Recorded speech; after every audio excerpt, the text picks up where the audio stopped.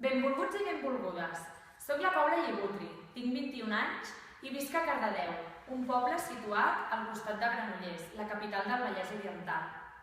Actualment parlo 3 llengües amb fluïdesa: el català, la meva llengua materna, el castellà i l'anglès, el qual he obtingut al nivell B2.2 del marc europeu. Després d'11 anys estudiant francès, he arribat a assolir el nivell B1.1, el qual em permet entendre'l amb molta claredat i parlar-lo suficientment per fer-me entendre.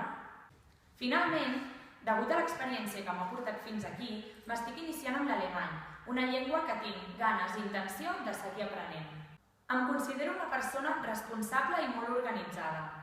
També considero que sóc empàtica, tant amb tota la gent que m'envolta com amb tot tipus de situacions, i molt respectuosa amb mi i amb els altres. De la mateixa manera, penso que sóc una persona molt acollidora i agradable amb els que m'envolten. Finalment, sóc una persona plena de vitalitat i molt riallera. M'agrada envoltar-me de gent empàtica i respectuosa i, sobretot, d'aquells amb qui comparteixo les meves passions i els meus gustos, així com amb aquells amb qui puc compartir la meva vitalitat i multiplicar-la. Aprendre de tot i tothom és una de les coses que em motiva en la majoria de situacions i aspectes de la meva vida. Finalment, considero que per conèixer-me a fons heu de saber que una de les meves grans passions és viatjar per tot el món i descobrir cultures noves i conèixer gent. Per conèixer-me millor, també heu de saber les coses que no m'agraden. Tinc fòbia a les serps i no m'agrada la falta de puntualitat ni la falta d'higiene. Tot i així, el que sens dubte no tolero és la falta d'empatia i el desordre en qualsevol tipus de situació. Arribats a aquest punt, considero que és moment d'endinsar-nos en la meva proposta. Fa un any just vaig prendre una decisió, primerament a contracor, que amb el temps ha marcat un abans i un després en la meva vida, tant acadèmica com professional. Aquesta decisió va ser endinsar-me en l'aventura d'anar d'Erasmus.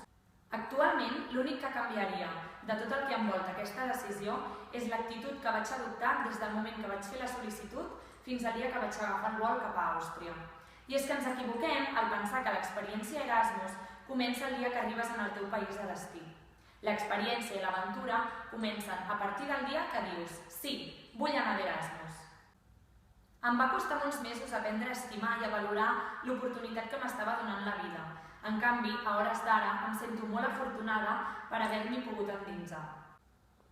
Basant-me en la meva experiència, jo hagués agraït molt tenir algú al meu costat que, des del punt de vista personal i en primera persona, m'aconsellés i m'acompanyés en aquest procés, ja que al principi tots són dubtes i inseguretats.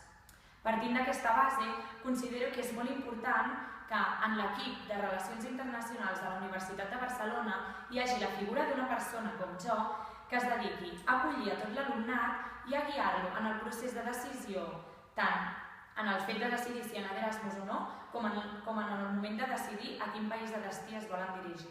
De la mateixa manera, penso que és molt important motivar-los i ajudar-los a canviar el seu punt de vista per tal que l'experiència es pugui gaudir des del primer moment i enriqueixi a l'estudiant al llarg de tot el procés.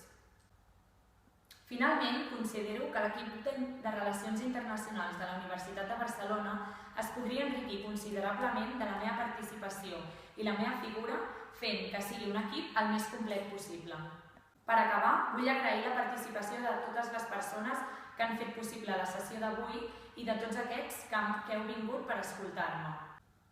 Penso que una molt bona manera de tancar el meu discurs és aportant-vos una frase que fa èmfasi en un dels aspectes que considero més important en qualsevol situació que ens plantegi la vida: l'actitud.